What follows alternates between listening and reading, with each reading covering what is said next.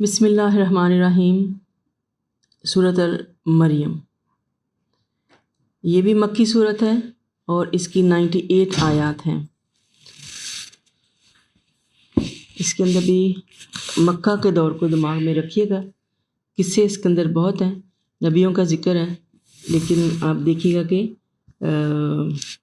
اس کے اندر اللہ تعالیٰ نے یہ مکہ کے شروع کے دور کی صورتوں میں سے پہلے والی جو تھی وہ آخری دور کی ہیں، یہ شروع کا دور ہے۔ ہجرت حبشہ 5 ہجری میں جب ہوئی تھی، یہ اس ٹائم کے لگ بھگ کی صورت ہے۔ اور اس وقت جو تھے مشرکین مکہ کے ظلم و ستم کی شدت جو تھی وہ بہت زیادہ ہو چکی تھی، اور تب اللہ تعالیٰ نے آپ صلی اللہ علیہ وسلم کے ذریعے مسلمانوں کو ہجرت کی جو تھی وہ اجازت دے دی، اور جس سے مشرکین مکہ سخت پریشان ہوئے۔ انہوں نے 2 ماہرین صفات عبداللہ بن ابی، ربیعہ ابو جہل کا جو ہے وہ ماں جایا بھائی، اور عمر ابن العاص فاطمی سے جب تک مسلمان نہیں ہوئے تھے، کوئی حبشہ کے بادشاہ نجاشی کے پاس بھیجا، کوئی مسلمانوں کو واپس لانے کے لیے بھیجا، جنہوں نے رشوت دے کر درباریوں اور ڈفرنٹ لوگوں کو اپنے ساتھ ملا لیا، اور نجاشی کو بھی بے شمار تحفے نذرانے دیے۔ بادشاہ نے جب مسلمانوں کو بلا کر حقیقت حال دریافت کی تو جعفر بن ابی طالب نے سورہ مریم کی ابتدائی آیات پڑھیں۔ یہ سن کر نجاشی پر رقت طاری ہو گئی، اور وہ سنتا جاتا اور روتا جاتا، اور مسلمانوں کو مکہ واپس بھیجنے سے انکار کر دیا، اور ان کے نذرانے تک واپس لوٹا دیا کہ مجھے رشوت نہیں چاہیے۔ تو آئیں دیکھتے ہیں۔ بسم اللہ الرحمن الرحیم، اللہ کے نام سے جو بڑا مہربان اور نہایت رحم والا ہے۔ کاف ہا یا عین صاد، ذکر رحمت ربک عبدہ زکریا اذ نادى ربه نداء خفيا قال رب انی واحلل العظم منی واشتعل الرأس شیبا ولم أكن بدعائک رب شقیا۔ قاف ہا یا عین صاد، یہ حروف مقطعات ہیں۔ ہم دیکھ رہے ہیں بہت سی صورتوں کے شروع میں آتے ہیں، اور ان کا اصل علم اللہ تعالیٰ کے پاس ہی ہے۔ یہ آپ کے رب کی رحمت کا ذکر ہے جو اس نے اپنے بندے زکریا پر نازل کی۔ زکریا علیہ السلام کی ذکر ہو رہا ہے یہاں پہ۔ اللہ کے نبی تھے، بہت ماشاءاللہ جلیل القدر نبی تھے۔ حضرت یحییٰ کے والد حضرت عیسیٰ کے خالو بھی کہتے ہیں ان کو۔ اذ نادى ربہ نداء خفیہ، اور جب زکریا نے اپنے رب کو چپکے چپکے پکارا، یعنی غالباً یہ ان کو ڈر تھا کہ میں بوڑھا ہو چکا ہوں، اور لوگوں کے سامنے اگر ایسی دعا کسی نے سن لی تو لوگ میرا مذاق نہ اڑائیں، تو اس لیے اللہ تعالیٰ کے ساتھ انہوں نے ایک طرح سے اپنی خفیہ سرگوشی کی اور کہا کہ اے میرے رب، میری ہڈیاں بوسیدہ ہو چکی ہیں اور بڑھاپے کی وجہ سے سر کے بال بھی سفید ہو گئے ہیں، تاہم اے میرے رب، میں تجھے پکار کر کبھی محروم نہیں رہا۔ اب یہاں پہ ایک دعا کا سلیقہ جو ہے وہ ہمارے سامنے آ گیا۔ ایک نبی کی دعا اپنے اللہ تعالیٰ کے سامنے کیسی ہوتی ہے، اور ہم لوگ دعائیں کیسے مانگتے ہیں، اور ہمیں اپنی دعائیں کیسے مانگنی چاہیے۔ آئے تھوڑا سا اس کو دیکھ لیتے ہیں۔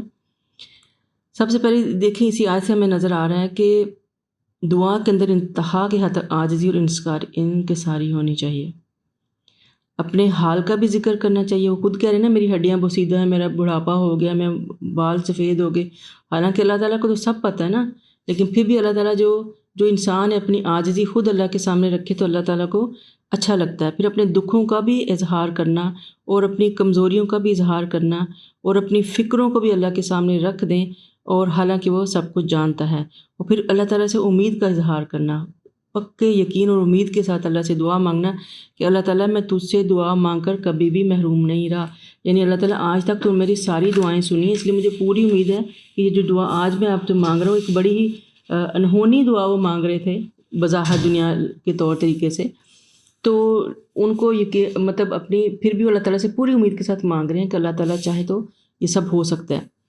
تو اسی سلسلے میں انس بن مالک کہتے ہیں کہ رسول اللہ صلی اللہ علیہ وسلم جب کسی غزوہ کے لیے تشریف لے جاتے تو یوں دعا کرتے، اللہم انت عضدی وانت نصیری بک احول و بک اصول و بک اقاتل، اے اللہ تو میرا بازو ہے، تو میرا مددگار ہے، تیری دی ہوئی قوت کے ساتھ میں تدبیر کرتا ہوں، اور تیری دی ہوئی طاقت کے ساتھ ہی میں حملہ کرتا ہوں، اور تیری ہی مدد سے لڑائی کرتا ہوں۔ یعنی اپنے سارے معاملے اللہ کے سپرد کر کے قوت دل کے ساتھ، پورے یقین کے ساتھ، اور آپ کا یہ عمل بھی ہمیں بتا رہا ہے کہ آپ اللہ تعالیٰ سے باتیں کیا کرتے تھے، اپنا دوست کی طرح، اپنے مددگار کی طرح، ان کے ساتھ باتیں کرتے تھے کہ آپ ہی میرا سب کچھ ہو اور آپ نے ہی جو ہے وہ میری مدد کرنی ہے. اور یہ بھی کہ اللہ تعالیٰ سے دعا کے معاملے میں حسن ظن رکھا جائے، پوری امید اس کے یہ کام صرف اللہ تعالیٰ ہی پوری کر سکتا ہے اور کسی کے بس میں نہیں ہے. حضرت انس کہتے ہیں کہ رسول اللہ صلی اللہ علیہ وسلم نے فرمایا کہ تم میں سے جب کوئی دعا کرے تو چاہیے کہ پختہ یقین کے ساتھ کرے، اور بندہ اس طرح ہرگز نہ کہے اے اللہ اگر تو چاہے تو مجھے عطا کر، یعنی اگر اللہ چاہے تو دعا قبول کرے ورنہ نہ کرے. تو یہ گول مول باتیں مت کیا کریں، جو آپ کو چاہیے اللہ کے سامنے رکھ دیں اور پورے یقین سے کہ اللہ تعالیٰ یہ میری ضرورت ہے، یہ میری مجبوری ہے، یہ میں سوچتا ہوں، آپ اس میں میرے لیے خیر ڈال دیں، اس کو میرے حق میں قبول کر لیں، مجھے یہ چیز عطا کر دیں.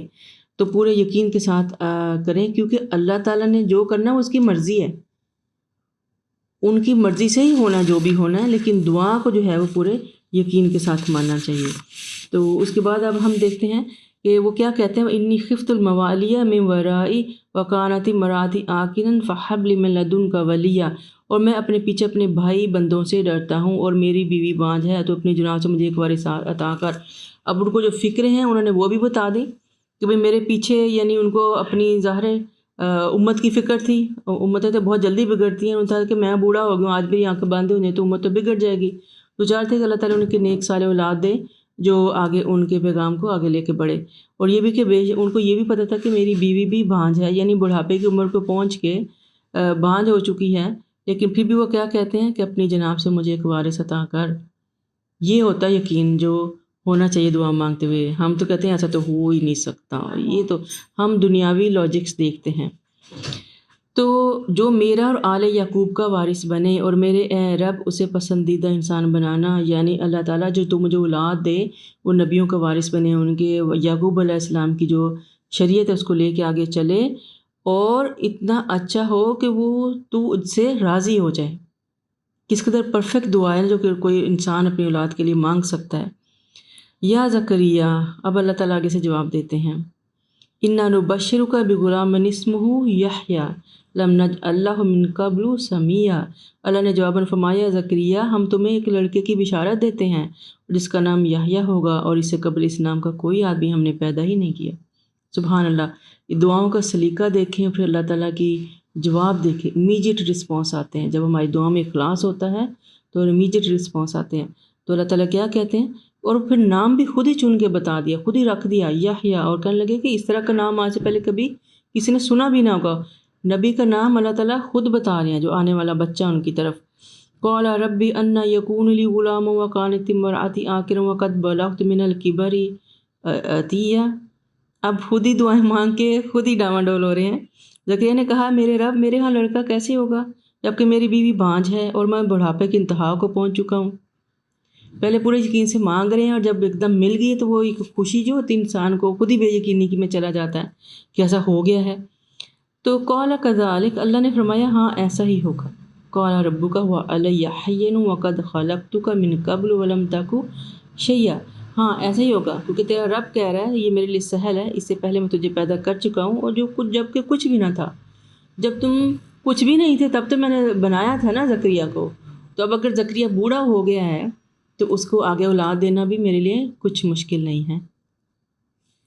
زکریا علیہ السلام کہتے ہیں اے میرے رب میرے لیے کوئی نشانی مقرر کر دیجئے، یعنی میں کیسے اپنے آپ کو یقین دلاؤں کہ میری دعا قبول ہو گئی ہے، مجھے کوئی اس چیز کا سائن دے. تو انہوں نے کہا کہ تیرے لیے نشانی یہ ہے کہ تو 3 رات تک لوگوں سے کلام نہیں کر سکے گا، آپ کی زبان بند رہے گی. چنانچہ جب وہ وقت آ گیا زکریا اپنے حجرہ سے نکل کر اپنی قوم کے پاس آئے تو انہوں نے اشارہ کیا کہ صبح و شام اللہ کی تسبیح بیان کرو. یعنی اب وہ ان نبی کا کام تو اصلاح کرنا ہوتا نا، تو وہ کرتے رہے، وہ کام تو نہیں چھوڑ سکتے تھے، لیکن اشاروں سے کہہ رہے ہیں کہ صبح شام اللہ کی تسبیح بیان کرو. اور اے یحییٰ کتاب کو مضبوطی سے پکڑ لو. اب زکریا سے ہم اللہ تعالیٰ جو ہے وہ سیدھے یحییٰ پہ آ گئے ہیں، اب بیٹا آ چکا ہے ان کا. تو یحییٰ جو ہے ان سے اللہ تعالیٰ کہہ رہے ہیں خذ الکتاب بقوہ، کتاب کو مضبوطی سے پکڑو. وآتیناہ الحکمہ صبیہ، اور ہم نے بچپن میں ہی سے قوت فیصلہ عطا کر دی تھی. یحییٰ کو اللہ تعالیٰ نے بچپن میں ہی جو ہے وہ ایک انتہا کی وزڈم دے دی تھی انہیں، اور جو ان کے اجتہاد اور دین کے متعلق جو سمجھ بوجھ تھی وہ ان کے اندر سمجھو بلٹ ان تھی.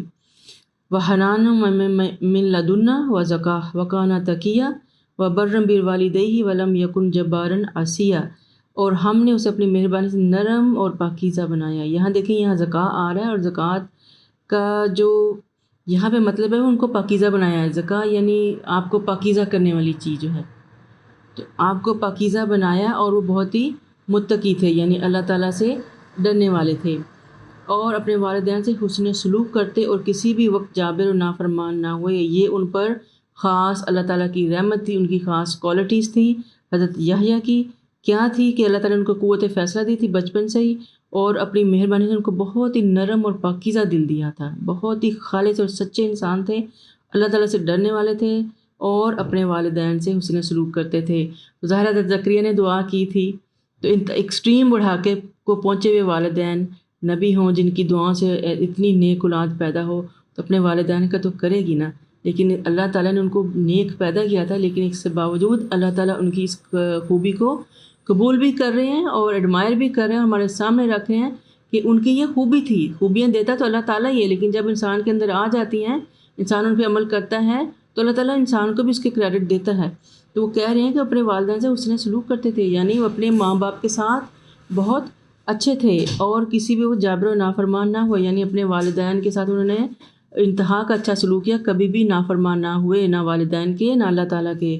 تو اللہ تعالیٰ کیا کہتے ہیں، وَالسَّلَامُ عَلَيْهِ يَوْمَ وُلِدَ وَيَوْمَ يَمُوتُ وَيَوْمَ يُبْعَثُ حَيًّا، اور ان پر سلامتی ہو جس دن وہ پیدا ہوئے، جب وہ مریں گے، اور جب وہ دوبارہ اٹھائے جائیں گے۔ ان کے اوپر 3 سلامتیاں اللہ تعالیٰ نے بھیجی ہیں، یحییٰ پہ 3 سلامتیاں کٹھی۔ یہ تینوں انتہائی مشکل وقت ہوتے ہیں کسی بھی انسان کے اوپر۔ ایک جب وہ پیدا ہوتا ہے، جب ماں کے پیٹ سے باہر آتا ہے، تو دنیا بالکل اس کے لیے ایک نئی اور انتہائی فرق چیز ہوتی ہے، اور پھر وہ جب مرے گا تو ظاہر قبر میں جائیں گے، تو قبر بالکل فرق چیز ہوگی اس دنیا سے، جس کو ہم گزار کے دوبارہ اٹھیں گے، تو وہ ایک قبر کا تو عذاب اور اس کی ہولناکیاں آپ دیکھو گے، اللہ تعالیٰ بار بار بیان کر رہا ہے۔ اور تیسرا جب دوبارہ حشر میں اٹھائے جائیں گے، یہ 3 چیزیں سمجھو موقع ایک طرف سے ہمارے دوبارہ پیدا ہونے کے۔ تو ان تینوں موقعوں پہ جو ہے انسان کے اوپر بڑی ہی وحشت اور دہشت طاری ہوتی ہے، روتے ہیں، چیختے ہیں، چلاتے ہیں اپنا انجام دے کے۔ ان تینوں ٹائموں کے اوپر اللہ تعالیٰ نے ان کو سلامتی کا وعدہ دیا، سلام علیہ، کس بات پہ؟ کہ وہ اپنے ماں باپ کے فرما بردار تھے، اس بات پہ وہ نرم دل تھے اور پاکیزہ طبیعت تھی ان کی، اور وہ اللہ تعالیٰ سے ڈرنے والے تھے۔ تو یہ چند خوبیاں جو مسلسل پڑھتے آ رہے ہیں، اللہ کرے کہ ہمارے اندر بھی یہ آ جائیں۔ اور اس کتاب مریم کا ذکر بھی کیجیے۔ اب ساتھ ہی اسی قصے کے آگے مریم علیہ السلام کا قصہ آ رہا ہے۔ جب وہ اپنے گھر والوں سے الگ مشرقی جانب گوشہ نشیں ہوئیں اور پردہ ڈال کر ان سے چھپ گئیں، تو ہم نے ان کی طرف اپنی روح یا فرشتہ کو بھیجا، جو ایک انسان کی شکل میں مریم کے سامنے آ گیا، اور وہ بولی، اگر تمہیں کچھ اللہ کا خوف ہے تو میں تم سے اللہ کی پناہ مانگتی ہوں۔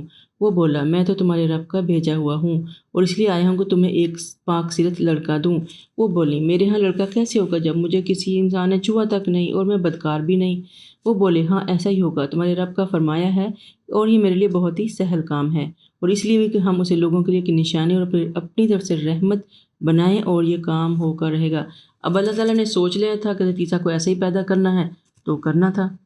اب حضرت مریم کے جو خوف تھے اپنی جگہ تھے، وہ کسی بھی نیک پاکیزہ لڑکی کے سارے خوف ہیں وہ ہو سکتے ہیں۔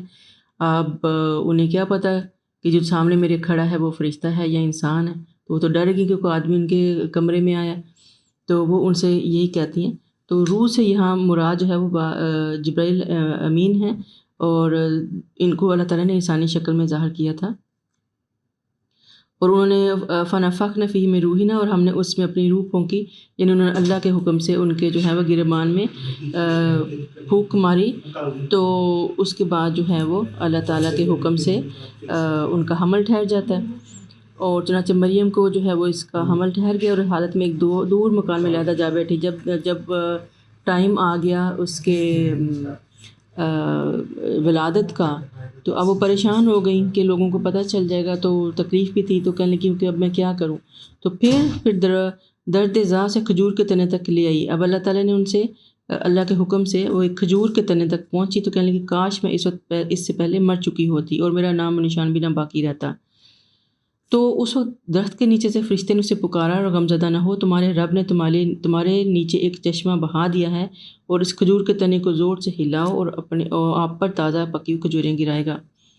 اب دیکھیے جو بھی ہو رہا تھا وہ اللہ تعالیٰ کے حکم سے ہو رہا تھا۔ اب اللہ کے حکم سے ہی ان کو جو ہے وہ اللہ تعالیٰ کھجور تک ان کو پہنچا دیتے ہیں، وادی سے تھوڑا باہر۔ اب انہیں ڈر تھا کہ یہ ولادت ہوگی تو لوگ میرے اوپر ہنسیں گے، مذاق اڑائیں گے، اور جو بھی رسوائی آپ سوچ سکتے ہیں جو ہوتی ہے، اور چھوٹی بستیوں میں تو ہر کام جو ہوتا ہے وہ یوں پھیلتا ہے جس کا حساب نہیں۔ تو اللہ تعالیٰ جو ہیں وہ کہنے لگیں کہ کاش کہ میں مری گئی ہوتی، کاش میں پیدا، ہم ایسے ہی کہتے ہیں نا کہ نہ میں ہوتی نہ میں یہ ہوتا۔ تو انہوں نے بھی یہی کہا۔ تو فرشتے کے نیچے سے، پھر وہ درخت کے نیچے سے فرشتہ پکارتا ہے کہ تم فکر نہ کرو، اللہ تمہارے ساتھ ہے، اللہ نے تمہارے لیے ایک چشمہ بھی بہا دیا، اور کھجور کے تنے کو زور سے ہلاؤ، آپ پر تازہ پکی کھجوریں گرائے گا۔ اس سے اب یہ کہ اللہ تعالیٰ نے ان کے لیے ایسے حالات پیدا کیے، اور ظاہر حمل کے دوران جو آپ کو ایک اچھی خوراک اور اچھی جن چیزوں کی ضرورت ہوتی ہے وہ آپ کسی کو بتا بھی نہیں سکتی، ورنہ اسی بستی میں ان کی ماں بھی تھی، باقی لوگ بھی تھے، اب انہوں نے ہر چیز کو چھپا کے رکھا ہوا۔ تو اب اللہ تعالیٰ نے ان کو بستی سے باہر پہنچا دیا، اور کھانے کے لیے اللہ تعالیٰ نے کیا کہا کہ نیچے صاف پانی کا چشمہ ہے، اور کھجور کے تنے کو تم زور سے ہلاؤ تو اوپر سے پکی ہوئی کھجوریں گریں گی۔ دیکھیے اللہ تعالیٰ کی قدرت کہ کھجور کے تنے سے پانی، صاف پانی اور کھجور بہترین فوڈ ہیں کسی بھی انسان کے لیے، اور اس ٹائم کی ضرورت کے لیے بھی کھجور جو ہے وہ بہتر ہے، اور رزق کے لیے۔ اور پھر اللہ تعالیٰ نے حکم دے رہا ہے کہ اس کو ہلاؤ تاکہ کھجوریں گریں۔ اب کھجوریں گری، ٹوکری بھری بھرائی ان کے سامنے بھی آ سکتی تھی، فرشتہ ہلا کے بھی دے سکتا تھا، اور پانی کی سٹیم بنائی تھی تو اللہ تعالیٰ جو ہے وہ ان کے پاس ہر چیز حاضر کر دیتا جو بھی چاہیے تھا۔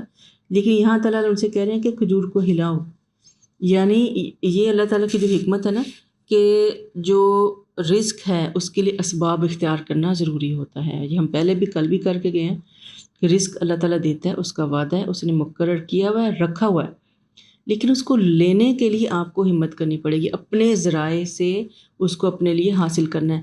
تو یہاں حالانکہ وہ تکلیف میں ہیں، درد ذا میں ہیں، ینگ بچی ہیں، کوئی اتنی بڑی بھی نہیں، اور اکیلی بھی ہیں، پھر بھی اللہ تعالیٰ نے کیا کہہ رہے ہیں وہاں تک جاؤ، ان کو واک بھی کرا دی جو اس ٹائم کے لیے بہترین چیز ہوتی ہے، اور ان کو کہا کہ ہلاؤ، یعنی محنت کرو جو تمہیں کھانا ہے، تھوڑا سا ہلاؤ۔ تو کھجور کے تنے کو ہلایا تو پکی ہوئی کھجوریں جو ہیں وہ ان کے لیے گر گئیں۔ تو وہ کہتے ہیں کہ زچہ کے لیے کھجوریں بہترین فوڈ ہیں، اور ان کی فکلی وشربی وقرری عینا فاما ترین من البشر احدا فقولی انی نذرت للرحمن صوما فلن اکلم اليوم انسیا۔ اور پھر کھاؤ پیو اور اپنی آنکھیں ٹھنڈی کرو، اور پھر اگر کوئی آدمی تمہیں دیکھ پائے تو کہہ دینا میں نے اللہ کے لیے روزہ کی نظر مانی ہے، لہٰذا آج کا دن کسی انسان سے کلام نہ کروں گی۔ اب یہ ان کی شریعت میں چپ کے روزے بھی رکھے جاتے تھے، شکر ہے ہماری شریعت میں نہیں ہے، تو ورنہ اگر ہمارے چپ کے روزے ہوتے تو پھر تو ہم بات ہی نہ کر سکتے، اور پھر ہم یہ اپنا دور قرآن کیسے کرتے۔ تو پھر اللہ تعالیٰ ان سے کہتا ہے کہ اب تم نے کرنا کیا ہے کہ لوگ پوچھیں گے، سوال کرنے آئیں گے، سارا کچھ، لیکن تم نے اشارہ کرنا ہے کہ میں نے چپ کا روزہ رکھا ہوا، میں آج بات نہیں کر سکتی۔ تو باقی جو ہے وہ اب کھجوریں کھاؤ اور باقی اللہ پہ چھوڑ دو، ٹھیک ہے۔ تو اس کے بعد ہوتا کیا ہے کہ پھر وہ بچے کو اٹھائے اپنی قوم میں آئیں، کہنے لگے مریم تو بڑی بہتان والی چیز لے آئی ہے، وہی ہوا جو سوسائٹی کرتی ہے، اور اے ہارون کی بہن، نہ تو تیرا باپ کی برا آدمی تھا اور نہ ہی تیری ماں بدکار تھی۔ تو اب ان کو یہ بھی کہا کہ تم تو نیک ماں باپ کی اولاد، تو پھر ایسی حرکت کیوں کی؟ ظاہر ہے انہیں پتہ تھا مریم جو ہیں وہ ڈیووٹڈ ہیں اللہ تعالیٰ کے لیے، اور اس میں رہتی ہیں، ہیکل میں رہتی ہیں، اور شادی بھی نہیں ہوئی ان کی، اور وہ تو اللہ کے لیے وقف ہیں، تو پھر یہ سارا کچھ کیا ہے؟ تو وہ انہوں نے تو نہیں بولا تھا اللہ تعالیٰ کے حکم سے، انہوں نے تو چپ کا روزہ رکھا ہوا تھا۔ تو جو حضرت عیسیٰ ہیں وہ بولتے ہیں، وہ کہتے ہیں بچہ بول اٹھا، قال انی عبد اللہ، میں اللہ تعالیٰ کا بندہ ہوں، اور آتینی الکتاب وجعلنی نبیہ، اور اللہ تعالیٰ نے مجھے کتاب دی ہے اور مجھے نبی بنایا ہے، اور جہاں کہیں بھی میں رہوں اس نے مجھے بابرکت بنایا ہے، اور جب تک میں زندہ رہوں گا مجھے نماز اور زکوٰۃ ادا کرنے کا حکم دیا ہے، اور اپنی والدہ سے بہتر سلوک کرنے کا، نیز اللہ نے مجھے جابر اور بدبخت نہیں بنایا، مجھ پر سلام تھے جس میں پیدا ہوا، جب میں مروں گا اور جب میں زندہ کر کے اٹھایا جاؤں گا۔ تو یہ پھر حضرت عیسیٰ جو ہیں وہ کیا ہیں، وہ خود ہی ایک مکمل خود ہی اللہ تعالیٰ ان کو بلوا دیتا ہے، ماں کے ہاتھوں میں ہوتے ہیں امیجیٹلی آفٹر ان کی جو برتھ ہے، تو خود بتاتے ہیں کہ انا انی عبداللہ، بے شک میں اللہ تعالیٰ کا بندہ ہوں. یعنی یہ جن لوگوں کو ہے کہ وہ کیا نام ہے ان کا، یہ جو عیسائی وغیرہ ہیں، اگر آپ سے کوئی بحث کرے حضرت عیسیٰ کے بارے میں تو یہ والی آیتیں ان کے سامنے رکھ دیں کہ انہوں نے خود اللہ کے حکم سے سب کے سامنے کہا تھا انی عبداللہ، میں اللہ کا بندہ ہوں، بیٹا نہیں، اور مجھے اللہ تعالیٰ نے کتاب بھی دی ہے. اور ظاہر جب وہ بڑے تو پھر انجیل آئی ان کے پاس، اور مجھے نبی بھی بنایا. سو ان کو نبوت جو ہے وہ پیدا ہوتے ہی سمجھو مل گئی، اور جہاں کہیں بھی رہوں اس نے مجھے بابرکت بنایا. اب ان کی وہ خوبیاں جب پیچھے حضرت یحییٰ کے میں بھی پڑھ چکے ہیں کہ وہ کیا تھی، کہ میں جب تک زندہ رہوں مجھے نماز اور زکوٰۃ ادا کرنے کا حکم ہے، ٹھیک ہے، اور اپنی والدہ سے بہتر سلوک کرنے کا حکم ہے. یعنی والدین کے ساتھ بہترین عمل جو ہے وہ انسان کو اللہ کے نزدیک بہت ہی بابرکت بنا دیتا ہے. اور اللہ نے مجھے جابر و بدبخت نہیں بنایا، یعنی میں سخت دل اور جابر اور ظلم کرنے والوں میں سے نہیں ہوں. اور یہاں پہ یہ آیت خود ہی ایک بہت بڑی دلیل ہے کہ ہر جگہ پہ جہاں بھی اس اچھے سلوک کی بات آتی ہے وہاں پہ والدین آتا ہے. یہاں پہ کیا آیا؟ والدہ. تو کلیئر ہی بات ہے کہ یہاں پہ حضرت عیسیٰ کے چونکہ والد نہیں تھے تو والدین کا ذکر نہیں ہوا، صرف بات کیا یہ والدہ کی. مجھ پر سلامتی ہو. اب یہاں پہ وہی تینوں وقتوں کی سلامتی جو حضرت یحییٰ کو ملی تھی حضرت عیسیٰ کے لیے بھی اللہ تعالیٰ نے کہہ دی کہ وَالسَّلَامُ عَلَيَّ يَوْمَ وُلِدتُّ وَيَوْمَ أَمُوتُ وَيَوْمَ أُبْعَثُ حَيًّا، کہ جس دن میں پیدا ہوا اور جس دن میں مروں گا اور جب میں زندہ کر کے اٹھایا جاؤں گا. یہ تینوں وقت انسان کے لیے سب سے زیادہ مشکل اور دہشت والے وقت ہوتے ہیں، اور انہی تینوں وقتوں پہ اللہ تعالیٰ نے حضرت یحییٰ کو بھی سلامتی دی، وعدہ کیا، اور حضرت عیسیٰ کے ساتھ بھی سلامتی کا وعدہ کیا. اور عیسیٰ ابن مریم کا قصہ ہے، یہی سچی بات ہے جس میں وہ جھگڑا کر رہے تھے. اور اللہ تعالیٰ کی یہ شان نہیں کہ کسی کو اپنا بیٹا بنائے، وہ پاک ہے، جب کسی کام کا فیصلہ کر لیتا ہے پھر کہہ دیتا ہے کہ ہو جا تو وہ ہو جاتی ہے. اور اللہ ہی میرا اور تمہارا رب ہے، لہٰذا اسی کی عبادت کرو، یہی صراط مستقیم ہے. پھر مختلف گروہوں نے آپس میں اختلاف کیا، پس ایسے کافروں کے لیے ہلاکت ہے جو بڑے دن کی حاضری کے منکر ہیں.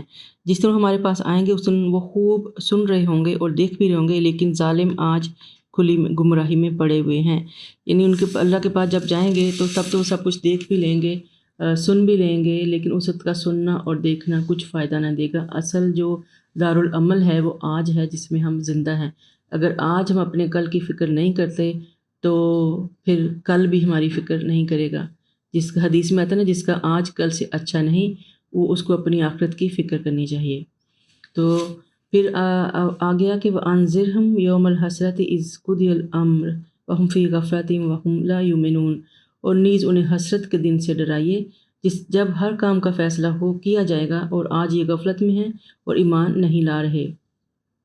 ہر وہ جگہ اور وہ محفل باعث حسرت ہوتی ہے جہاں اللہ تعالیٰ کا ذکر نہ کیا جائے، یہ ہم پہلے بھی پڑھ چکے ہیں. اور دوسرا بات ہے حسرت کیا ہوتی ہے. حسرت شدید ترین ندامت، ایسی ندامت جب انسان کسی چیز پر مر مٹا ہو لیکن وہ اس سے چھوٹ گئی ہو اور اس کو پکڑنا اب اس کے لیے ممکن نہ ہو. اس اپرچونٹی کے چھوڑنے کا جو غم ہوتا ہے نا انسان کو، وہ اس کے لیے حسرت بن جاتی. اے کاش میں یہ کر لیتا، اے کاش میں وہاں تب ایسا ہوتا، اے کاش ایسا ہوتا. تو قیامت والے دن بھی اللہ تعالیٰ نے روزے قیامت کو یوم حسرت بھی کہا ہے، کیونکہ اس دن زیادہ تر لوگ حسرت ہی کریں گے کہ کاش ہم نے زندگی اپنی سنوار لی ہوتی، آخرت کی فکر کی ہوتی. پھر کہیں گے کاش ہم نے نبی کی بات مان لی ہوتی، کاش ہم نے کتاب پہ چلے ہوتے، کاش ہم اللہ واپس بھیج دی، ہم صدقہ کر لیں، خیرات کر لیں. تو اللہ تعالیٰ کہتا ہے کہ اس دن سے ڈریے جس دن سوائے حسرتوں کے آپ کے سامنے کچھ نہیں آئے گا. اصل کام کیا ہے؟ آج ہے. جو آپ کو کرنا ہے وہ آج کیجیے تاکہ کل حسرت نہ بنے. اِنَّا نَحْنُ نَرِثُ الْأَرْضَ وَمَنْ عَلَيْهَا وَإِلَيْنَا يُرْجَعُونَ، بلا شبہ ہم ہی زمین اس پر موجود سب چیزوں کے وارث ہوں گے، انہیں ہمارے ہاں ہی لوٹنا ہے.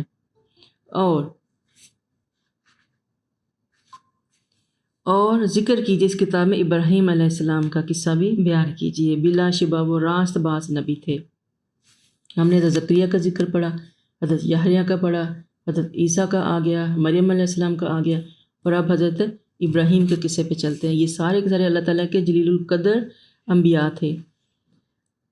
تو حضرت ابراہیم کے قصے میں اللہ تعالیٰ پہلی بات کو کیا کہتے ہیں کہ وہ بلا شبہ بہت ہی سچے اور راست باز نبی تھے. اِذْ قَالَ لِأَبِيهِ يَا أَبَتِ لِمَ تَعْبُدُ مَا لَا يَسْمَعُ وَلَا يُبْصِرُ وَلَا يُغْنِي عَنْكَ شَيْئًا. جبکہ انہوں نے اپنے باپ سے کہا ابا جان آپ ایسی چیزوں کی عبادت کیوں کرتے ہیں جو نہ سنتی ہیں نہ دیکھتی ہیں اور نہ تمہارے کسی کام آ سکتی ہیں؟ ابا جان میرے پاس ایسا علم آیا ہے جو آپ کے پاس نہیں آیا، لہٰذا میرے پیچھے چلیے، میں آپ کو صراط مستقیم بتلاؤں گا۔ اور ابا جان شیطان کی عبادت نہ کیجیے، وہ تو اللہ کا نافرمان ہے۔ ابا جان مجھے خطرہ ہے کہ اللہ تعالیٰ سے آپ کو سزا ملے گی اور آپ شیطان کے ساتھی بن جائیں گے۔ دیکھیے کس قدر خوبصورت طریقہ ہے اپنے باپ کو اللہ تعالیٰ کا پیغام پہنچانے کا۔ بڑی محبت کے ساتھ، بڑے احترام کے ساتھ اللہ تعالیٰ ان کو وہ بتا رہے ہیں کہ کون سے کام جو آپ کر رہے ہیں، جن لوگوں کی عبادت کر رہے ہیں، وہ کچھ بھی فائدہ دینے والی نہیں، نہ وہ سن سکتے ہیں، نہ بول سکتے ہیں، اور نہ ہی آپ کا کسی کام آ سکتے ہیں۔ تو میرے پاس اللہ تعالیٰ کی طرف سے ایک ایسا علم آیا ہے، اگر آپ اس کو حاصل کر لیں تو انشاءاللہ صراط مستقیم پر چلیں گے، اور شیطان کی عبادت نہ کریں، شیطان تو اللہ تعالیٰ کا نافرمان ہے۔ اور اس کے بعد باپ نے کہا ابراہیم کیا تم میرے معبودوں سے برگشتہ ہے؟ اگر تو باز نہ آیا تو میں تجھے رجم کر دوں گا اور ہمیشہ کے لیے دور چلا جاؤں گا، تم یہاں سے چلے جاؤ، دور چلا جا۔ ابراہیم نے کہا ابا جان تم پر سلامتی ہو، میں اپنے رب سے آپ کے لیے بخشش کی دعا مانگوں گا، بلا شبہ میرا رب مجھ پر مہربان ہے۔ میں آپ کو چھوڑتا ہوں انہیں بھی جنہیں تم لوگ اللہ کے سوا پکارتے ہو، اور میں تو اپنے رب کو ہی پکاروں گا، اور امید ہے کہ اسے پکار کر میں کبھی محروم نہیں رہوں گا۔ اب باپ نے جو تھا ان کی بات کو کلیئرلی ماننے سے انکار کر دیا، اور ان کو بلکہ دھمکی دی کہ تم یہاں سے چلے جاؤ، اگر تم نہ گئے تو میں رجم کو یعنی پتھر مار کے تم کو مروا ڈالوں گا۔ یعنی باپ اس قدر سخت تھا اپنے دین کے معاملے میں کہ اپنے سگی اولاد کے لیے اس کا دل بھی سمجھو پتھر ہو گیا۔ تو انہوں نے جو ہے اپنے باپ کی دھمکی کے بعد گھر سے نکل کھڑے ہوئے، اس حالت میں بھی باپ کے لیے سلامتی کی دعا کی، کیونکہ ان کے دل میں خیر خواہی تھی، وہ بالکل سچے تھے، اور انہیں یہ بھی پتہ تھا کہ میں سچے دین پر ہوں، تو ان کے لیے یہی تھا کہ میں اپنے باپ کے لیے اللہ تعالیٰ سے دعا کروں گا۔ یہ وعدہ کیا تھا انہوں نے اپنے باپ سے، اور یہ ہم پیچھے بھی پڑھ کے آئے ہیں کہ جب انہوں نے پھر حضرت ابراہیم نے یہ دعا کی تو اللہ تعالیٰ نے ان کو روک دیا تھا، انہوں نے کہا تھا کسی مشرک اور کافر کے لیے دعا نہیں کی جا سکتی، دعائے مغفرت ہم نہیں مانگ سکتے، تو فوراً سے پہلے وہ ریپینٹ کرتے ہیں۔ تو یہ دعا بھی انہوں نے اس لیے مانگی تھی کیونکہ اپنے والد سے وعدہ کر کے آئے تھے۔ اس کے بعد ہوتا کیا کہ اب ان کا چونکہ انہیں اللہ کے اوپر مکمل یقین تھا اور اسی اللہ کے واسطے گھر چھوڑ کے نکل آتے ہیں، تو فلما اعتزلهم وما يعبدون من دون الله وهبنا له اسحاق ويعقوب وكلا جعلنا نبيا، اور پھر جب ابراہیم نے انہیں چھوڑ دیا اور ان کو بھی جن کی وہ اللہ کے سوا عبادت کرتے تھے، تو ہم نے انہیں اسحاق عطا کیا اور یعقوب بھی، ان سب کو ہم نے نبی بنایا۔ اب ہم دیکھتے ہیں کہ ظاہر اللہ تعالیٰ انہوں نے بے شمار قربانیاں دی تھیں اللہ تعالیٰ کے راستے میں، ان کو آگ تک میں ڈالا گیا تھا، اور پھر اللہ تعالیٰ نے ان کا بدلہ دینا شروع کیا جو نیکیاں انہوں نے کی تھیں، تو ان کو اللہ تعالیٰ نے جو ہے وہ اسحاق علیہ السلام عطا کیے، اور اسحاق کے بیٹے جو تھے وہ یعقوب علیہ السلام تھے، اور اس کے بعد بے شمار نبی آتے ہیں ان کی ذریت میں سے، اور پھر ایک ہم نے ان سب کو اپنی رحمت سے نوازا تھا اور ذکر خیر سے بلند کیا، یعنی ان کا ذکر خیر ہی ہے کہ ہم آج بھی ان کو پڑھ رہے ہیں، ان کی باتیں کر رہے ہیں، ان کو جاننے کی کوشش کر رہے ہیں، یہ ذکر خیر جو اللہ تعالیٰ نے قرآن میں ان کے لیے قیامت تک کے لیے بلند کر دیا۔ وَاذْكُرْ فِي الْكِتَابِ موسیٰ، اب حضرت موسیٰ کا ذکر آ رہا ہے، نیز اس کتاب میں موسیٰ کا بھی قصہ بیان کیجیے، اِنَّهُ كَانَ مُخْلَصًا وَكَانَ رَسُولًا نَبِيًّا، اور یہ بتا دیجئے کہ بلا شبہ وہ ایک برگزیدہ انسان اور رسول اور نبی تھے۔ اب یہاں پہ کسی نبی کے لیے رسول اور نبی دونوں کا لفظ آیا ہے، تو یہاں پہ پتہ چلتا ہے کہ رسول اور نبی میں تھوڑا سا فرق ہوتا ہے۔ ہر رسول جو ہے وہ نبی ہوتا ہے، لیکن ہر نبی رسول نہیں ہوتا۔ کیوں؟ رسول اور نبی وہ ہوتا ہے جن کو اللہ تعالیٰ نے اپنے جو احکامات جو ہوتے ہیں وہ کتاب کی شکل میں یا صحیفے کی شکل میں بھی دیے ہوتے ہیں، اور نبی وہ ہوتے ہیں جو صرف ان کتابوں کی جو پہلے سے آئی ہوئی ہیں انہیں کی جو ہے وہ پیروی کرتے بھی ہیں اور کرواتے بھی ہیں۔ وَنَادَيْنَاهُ مِنْ جَانِبِ الطُّورِ الْأَيْمَانِ وَقَرَّبْنَاهُ نَجِيًّا وَوَهَبْنَا لَهُ مِنْ رَحْمَتِنَا أَخَاهُ هَارُونَ نَبِيًّا، اور ہم نے انہیں کوہ طور کی داہنی جانب سے پکارا اور راز کی گفتگو کرنے کے لیے اسے قریب کیا، اور اپنی مہربانی سے ان کے بھائی ہارون کو نبی بنا کر اسے مدد کے طور پر دے دیا۔ اب ان کا بات ہے کہ یہاں پہ جو اس آیت میں اور پیچھے والی ساری جب سے ہم حضرت موسیٰ کا قصہ پڑھتے آ رہے ہیں وہ آپ دیکھیں گے کہ کہیں بھی حضرت موسیٰ کی اولاد کا ذکر جو ہے وہ ہمارے پاس نہیں آ رہا. یہاں پہ جب بھی بات آتی ہے ان کے بھائی کی آتی ہے. تو یہ اللہ تعالیٰ کے فیصلے ہیں کس کو کس کے ذریعے قوت دینی ہے، بھائیوں کے، بہنوں کے، یا اپنی بچپن میں حضرت موسیٰ کو ان کی بہن جو ہے وہ ماں بھیجتی ہے تو وہ ان کی مدد کرتی ہیں اور ان کو جو ہے وہ آگے کے حالات میں انشاءاللہ ہم دیکھیں گے. اور یہاں جو ہے وہ اپنے بھائی ہارون اللہ تعالیٰ ان کی مدد کے لیے، اور یہ بھی حضرت موسیٰ نے دعا مانگی تھی، اس کے نتیجے میں اللہ تعالیٰ نے حضرت ہارون کو ان کا بھائی جو ہے وہ نبی بنا دیا، مددگار بنا دیا تھا. تو ابراہیم کی جو ہے وہ دعا ہے ہمارے نبی کی شکل میں پوری ہوتی ہے صدیوں بعد، اور دعائیں جو ہوتی ہیں وہ کبھی بھی رائے گاہ نہیں جاتی. وَاذْكُرْ فِي الْكِتَابِ اسماعیل إِنَّهُ كَانَ صَادِقَ الْوَعْدِ وَكَانَ رَسُولًا نَبِيًّا. اور اب حضرت اسماعیل کا بھی ذکر کر دیجئے، ان کا بھی قصہ بیان کیجئے.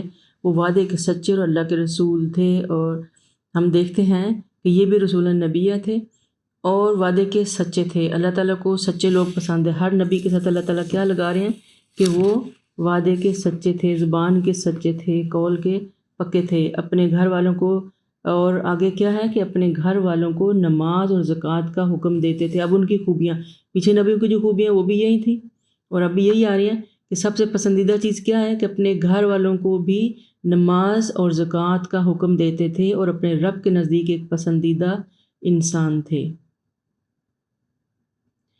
حضرت موسیٰ جو ہیں ہم دیکھتے ہیں کہ حضرت شعیب کے پاس عرصہ 10 سال قیام کے بعد واپس مصر تشریف لا رہے تھے، تو اللہ تعالیٰ نے ان کو فیصلہ کیا کہ ان کو نبوت دی جائے. تو ان کو طور پہ اوپر بلایا ان کو، اور ان کے ساتھ اللہ تعالیٰ نے باتیں کی. اور پیچھے جو ہیں وہ ہارون جو تھے ان کی دعا قبول ہوئی، ہارون علیہ السلام کو ان کا رائٹ ہینڈ بنا دیا. اور پھر حضرت اسماعیل کی بات آ گئی کہ حضرت اسماعیل، ہم پتہ ہے کہ یہ قبیلہ جرہم میں ہی پلے بڑے تھے اور اللہ انہی کی طرف مبعوث ہوئے تھے. تو آپ رسول بھی تھے، بیت اللہ کی تعمیر میں والد کی مدد بھی کی. اور حضرت ابراہیم نے جب اپنا خواب سنایا کہ اللہ تعالیٰ نے مجھے آپ کو ذبح کرنے کا حکم دیا تو وعدہ کیا اور صبر کریں گے، چنانچہ آپ نے اپنا وعدہ پورا کر دکھایا، چنانچہ ذبیح اللہ کا لقب بھی آپ کو ملا. یعنی یہ بھی اللہ تعالیٰ کی آزمائشوں میں پورے اترے. اس کے بعد اللہ تعالیٰ کہتے ہیں کہ اب آپ کس کا ذکر کریں؟ وَاذْكُرْ فِي الْكِتَابِ إِدْرِيسَ إِنَّهُ كَانَ صِدِّيقًا نَبِيًّا. پھر آگے حضرت ادریس علیہ السلام کا ذکر، ان کا ذکر بہت کم آتا ہے لیکن یہ بھی اللہ تعالیٰ کے ایک جلیل القدر جو نبی تھے. اور حضرت نوح کے پردادا بھی کہا جاتا ہے ان کو.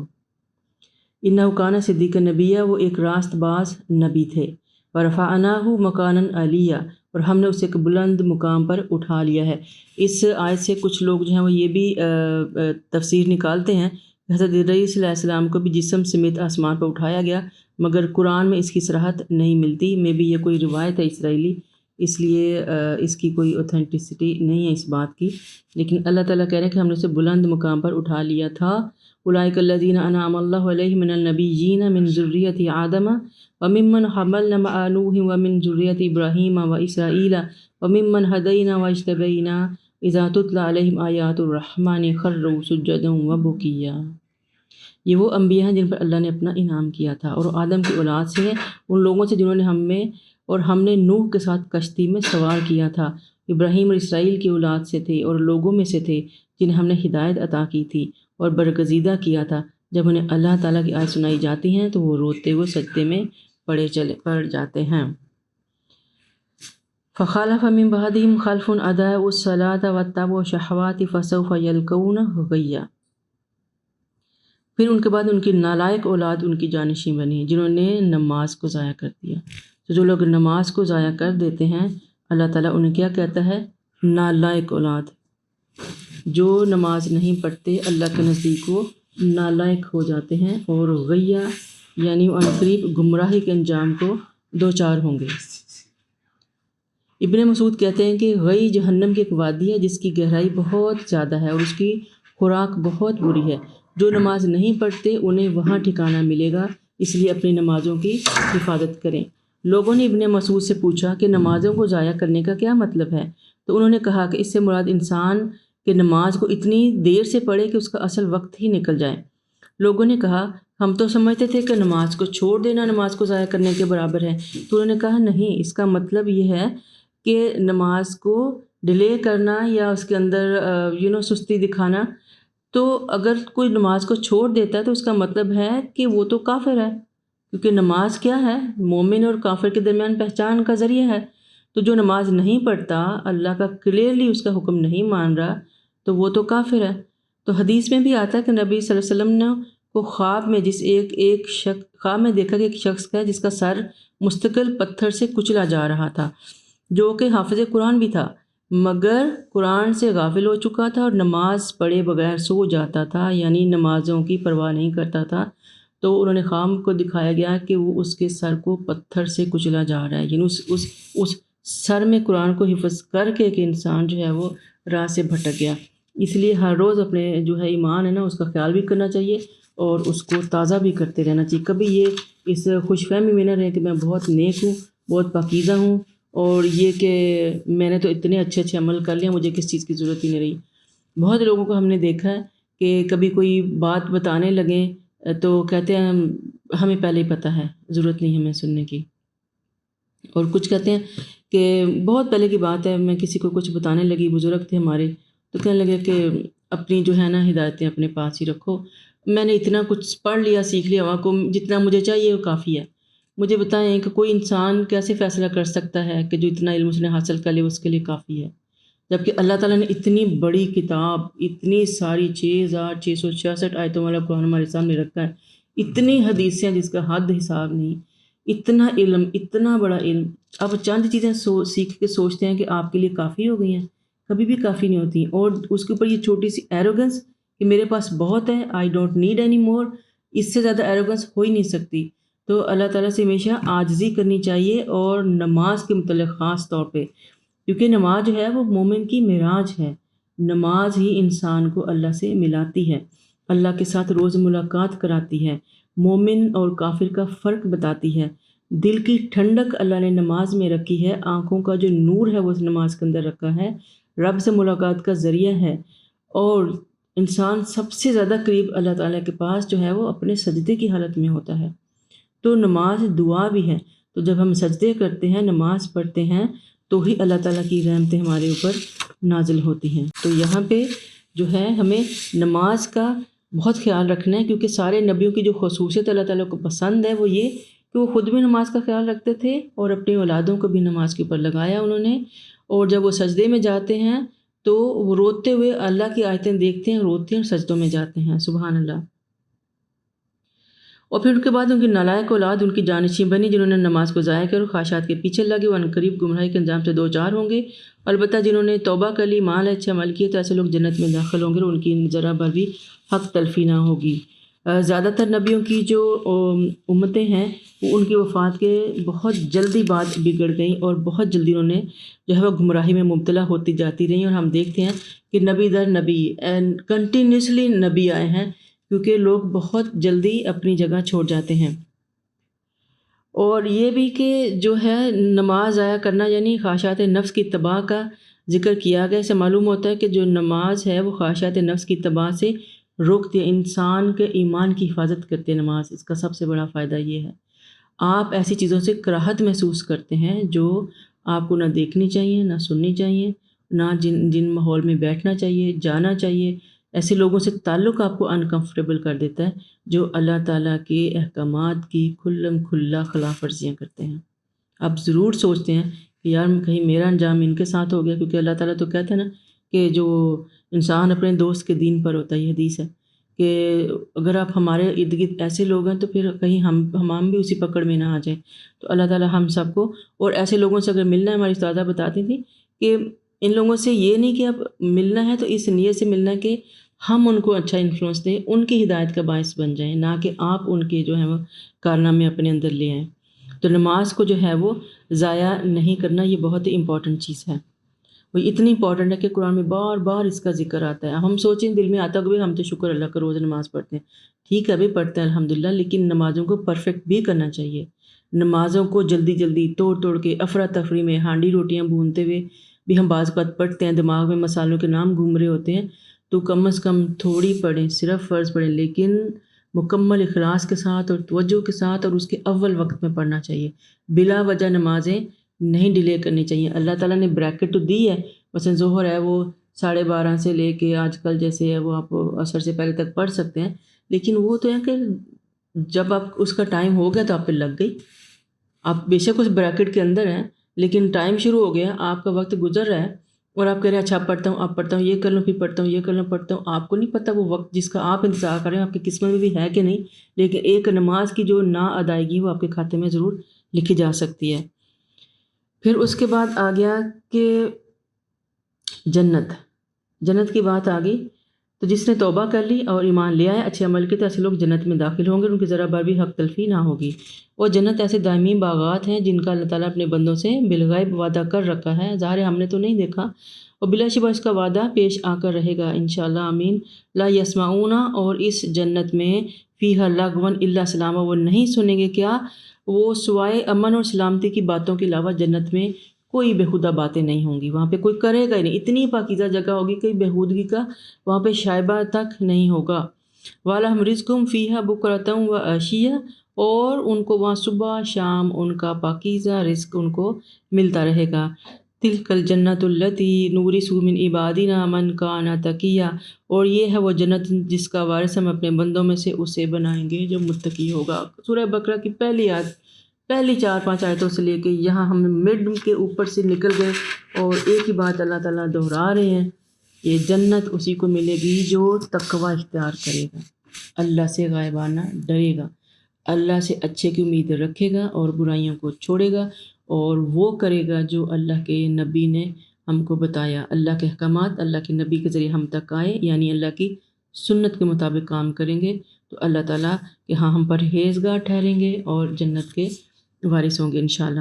وَمَا نَتَنَزَّلُ إِلَّا بِأَمْرِ رَبِّكَ، اور ہم فرشتے آپ کے رب کے حکم کے بغیر نازل نہیں ہوتے۔ مَا بَيْنَ أَيْدِينَا وَمَا خَلَفْنَا وَمَا بَيْنَ ذَلِكَ وَمَا كَانَ رَبُّكَ نَسِيًّا، اور جو کچھ ہمارے سامنے اور پیچھے ہے اور جو ان کے درمیان میں ہے سب اسی کا ہے اور آپ کا رب بھولنے والا نہیں ہے۔ تو یہ آیت کہتے ہیں کہ ایک پس منظر ہے اس کا، وہ یہ ہے کہ ابن عباس کہتے ہیں رسول صلی اللہ علیہ وسلم نے جبرائیل امین سے فرمایا تم ہمارے پاس جیسے آیا کرتے تھے ہو اسے زیادہ دفعہ کیوں نہیں آتے، تو اس پر یہ آیت نازل ہوئی، یعنی آپ صلی اللہ علیہ وسلم کو حضرت جبرائیل علیہ السلام کا آنا اتنا پسند تھا کہ وہ ان سے کہتے ہیں کہ آپ اور فریکوینٹلی کیوں نہیں آتے، تو وہ آگے سے کہتے ہیں کہ فرشتے یعنی ہم جو فرشتے ہیں، جبرائیل علیہ السلام جواب دے رہے ہیں کہ آپ کے رب کے حکم کے بغیر ہم نہیں آتے، ہمارے آگے پیچھے جو بھی ہے سب آپ کے اللہ کا ہے، رب کا ہے، اور وہ بھولنے والا نہیں، یعنی میری ٹرن مس نہیں ہوتی، میں اپنے ٹائم پہ آتا ہوں، اللہ تعالیٰ تو بھولنے والا ہے ہی نہیں کہ کوئی چیز مس کر دے۔ رب السماوات والارض وما بینہما فاعبدوہ واستبر لعباداتہ هل تعلم لہ سمیع، اور وہ ارض و سماوات اور جو کچھ ان کے درمیان ہے سب چیزوں کا مالک ہے، لہذا اسی کی عبادت کیجیے اور اسی پر ڈٹ جائیے، کیا آپ اس کا ہم نام جانتے ہیں؟ اور انسان کہتا ہے جب میں مر جاؤں گا تو کیا پھر سے زندہ کر کے نکالا جاؤں گا؟ کیا انسان کو یاد نہیں رہا کہ اس سے پہلے ہم نے اسے پیدا کیا جبکہ وہ کچھ بھی نہ تھا؟ آپ کے رب کی قسم ہم انہیں بھی شیطانوں کو اور اس ضرور جمع کر لیں گے، پھر ہم نے گھٹنوں کے بل جہنم کے ارد گرد حاضر کریں گے، پھر ہر گروہ میں سے ایسے لوگوں کو کھینچ نکالیں گے جو اللہ تعالیٰ کے مقابلے پر سخت سرکش تھے، پھر ہم انہیں بھی خوب جانتے ہیں جو جہنم میں پہلے داخل ہونے کے زیادہ مستحق ہیں، اور تم میں سے کوئی نہیں جس کا جہنم پر گزر نہ ہو، یہ طے شدہ بات ہے۔ وَإِن مِّنكُمْ إِلَّا وَارِدُهَا كَانَ عَلَى رَبِّكَ حَتْمًا مَّقْضِيًّا، یعنی ہر شخص کو روز قیامت پل صراط کے اوپر سے گزرنا ہے، اور جو پل صراط ہے وہ ہے ہی جہنم کے اوپر، تو جہنم کے اوپر سے ون بائی ون سب کو گزرنا ہے، اور پھر اللہ تعالیٰ کیا کریں کہ جو آپ کے رب کے ذمہ ہے، پھر ہم متقین کو تو نجات دے دیں گے مگر ظالموں کو اس میں گھٹنوں کے بل گرا دیں گے۔ تو جو اس پل کے اوپر سے انسان اپنے اعمال کے مطابق ہی گزرے گا اور کٹ کٹ کے گرتے جائیں گے، اور اس کے بعد اللہ تعالیٰ جو ہیں ہر کسی کو اس کے اعمال کی جو بدعمالیاں ہیں ان کی سزا جہنم میں بھگت کے اس کے بعد پھر ان کو وہاں سے ون بائی ون نکالتے جائیں گے، اور وہ بھی جو متقین ہیں، اور اوپر سے صرف وہ لوگ گزر جائیں گے جو اللہ کے نزدیک متقی ہیں، اللہ سے ڈرنے والے ہیں۔ اور یہ بھی کہ کون سے ایسے کام ہیں جو ہمیں اس پل کے اوپر سے گزرنے میں مدد دے سکتے ہیں، وہ ہے صلہ رحمی، یہ ہم بار بار پیچھے بھی پڑھ کے آئے ہیں، حدیث میں بھی آتا ہے کہ صلہ رحمی ایسی چیز ہے جو پل صراط میں سے اوپر سے گزرنے میں ہماری مدد کرے گی۔ صلہ رحمی کیا ہوتی ہے؟